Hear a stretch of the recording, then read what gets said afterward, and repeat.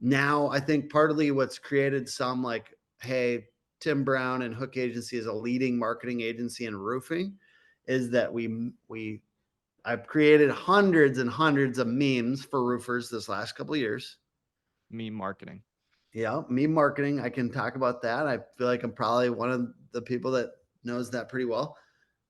We did a lot of office tours, which I highly suggest for home service businesses and roofing companies to go tour the other people crushing it in your area or in a state over.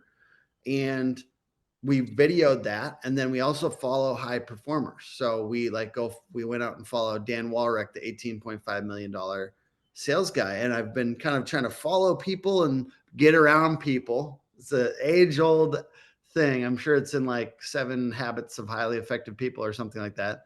That's just like get around people that are like better than you and get around people that know more. And like I've been doing that, and it's been huge just to like learn. And they're selling roofs, but I'm learning how to sell marketing better and how to be more persuasive to my team. I'm selling personal development wrapped up in a job. That's what I'm trying to sell to my team.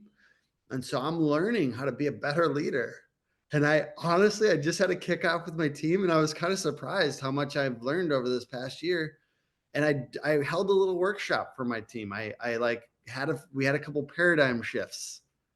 You know, they shredded their previous identity physically, and we wrote down what our aspirational identity was, and I asked them to put it somewhere around their house or their car or something. You know, like we had a couple moments that like were kind of inspiring, and I feel like all of that to me is like getting around people that are better leaders than me and are building, frankly, bigger companies than mine. And I just like keep on like trying to absorb. I'm just a student, and I'm not going to pretend that I'm an expert. I'm just a student of all this. It's fun. I love that attitude. That attitude of like staying a student. It's so easy to get away from that. Allow yourself to kind of like start taking yourself too seriously. We were just talking about that earlier. It's Hey, like, oh yeah, the roofing industry is chock full, and for fun, let's take a shot. The chock full of people that feel like they're experts and act like they're experts, and I think it holds them back. I would ask them to like, hey, how about being a student this year? It's like it does limit your options if you have to be an expert everywhere you go. Yep.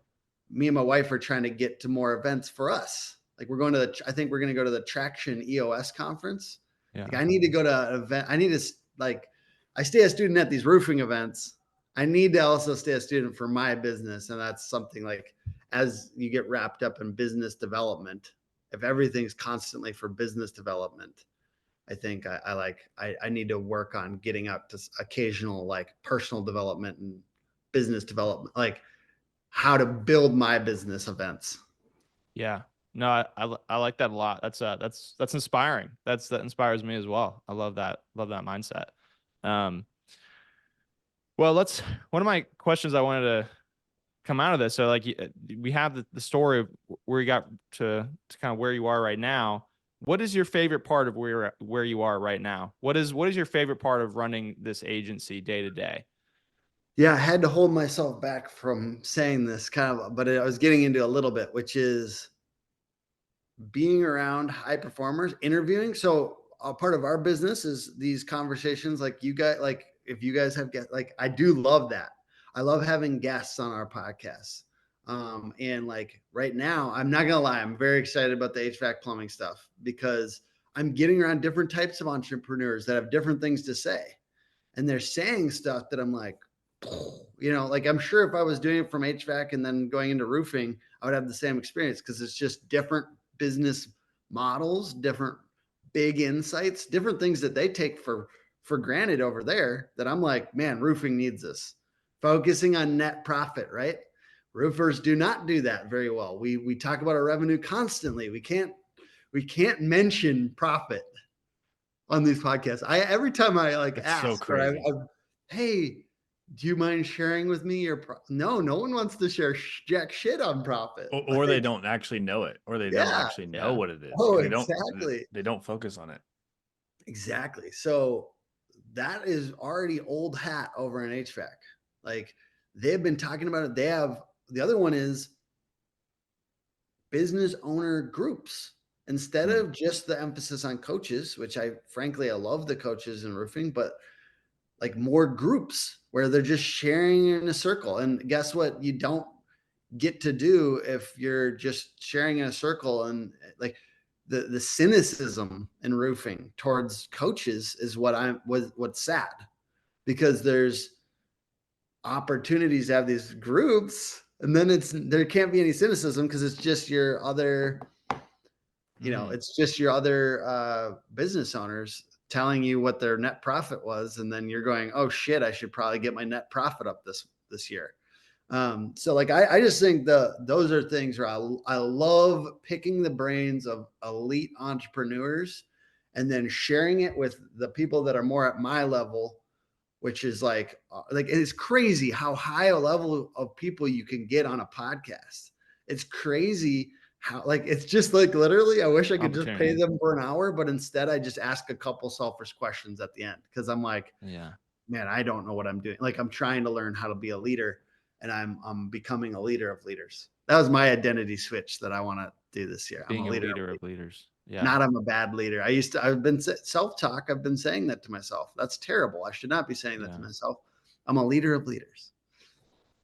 Yeah. That's a wonderful mental shift right there. Well, yeah, you're mentioning, I love that, like being able to go out and find those insights from high performers and being exposed to all that. What do you think? We're mostly on roofing. Maybe someday Proline will go outside of roofing, but right now we're roofing focused. And so pretty much everyone's going to listen to this is in roofing. Can you go over in a little bit more depth? What are some of those things that you're seeing in HVAC, in plumbing? You just mentioned masterminds. Is that basically what you're saying there? Masterminds and profit. Yeah, masterminds. And I know there's a few in roofing, but they have these like Nexstar is an HVAC plumbing electrical. Like it's like a nonprofit, but it's just, and that's, I think, useful too. Like there's some nonprofits, but they're masterminds. That's really interesting. And I think that like they're essentially like you pay to be part of it, and they give it's kind of like a little bit more like what is the buying group right now? GPO, Limitless GPO. Limitless. So it's a little bit like it's a mixture of like a GPO and a CEO group. And then like essentially I'm hearing people over there saying like, I learned all this in 2016 from Nexstar or whatever, like just them getting around other CEOs. So maybe roofing needs a nonprofit, like group that's like a CEO mastermind. Like I think that's the cynicism comes from the money, as we like it's an excuse. We have an excuse towards not having a coach, not having a mentor, because money exchanges hands. Well, if you had one like this, it wouldn't be, your cynicism and your skepticism would have to break away. I just think there's a lot of like lonely island, like people on an island that are lonely in roofing. There's a lot of CEOs that haven't gotten to be around other high performing CEOs. I think that's a little sad.